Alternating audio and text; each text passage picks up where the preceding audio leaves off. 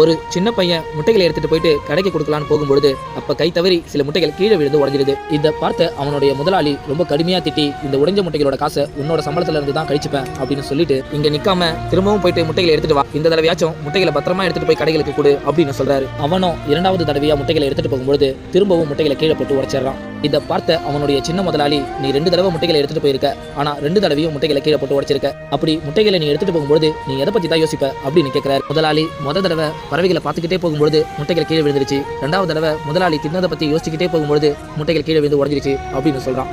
இதை கேட்ட அவரு, உன்னோட பிரச்சனையே இதுதான், உன்னோட பாதி கவனம் மட்டும்தான் முட்டையை பத்திரமா எடுத்துட்டு போறதுல இருந்தது, மீதி பாதி கவனம் நீ வேடிக்கை பார்க்கறதுலயும் மத்தவங்க பேசின விஷயத்தை நினைக்கிறதுலயும் மட்டும்தான் இருந்தது. ஒண்ணு மட்டும் நல்லா ஞாபகம் வச்சுக்கோ, நம்ம செய்யற எந்த விஷயமா இருந்தாலும் சரி, அதுல முழு கவனம் இருந்தா மட்டும்தான் அந்த விஷயத்துல நம்மளால வெற்றி பெற முடியும். இதுல பாதி கவனம் அதுல பாதி கவனம்னு இருந்தா நம்மளால எந்த ஒரு விஷயத்தையும் ஒழுங்கா செய்ய முடியாது. இந்த குட்டி ஸ்டோரி பிடிச்சிருந்தா மறக்காம லைக் பண்ணுங்க.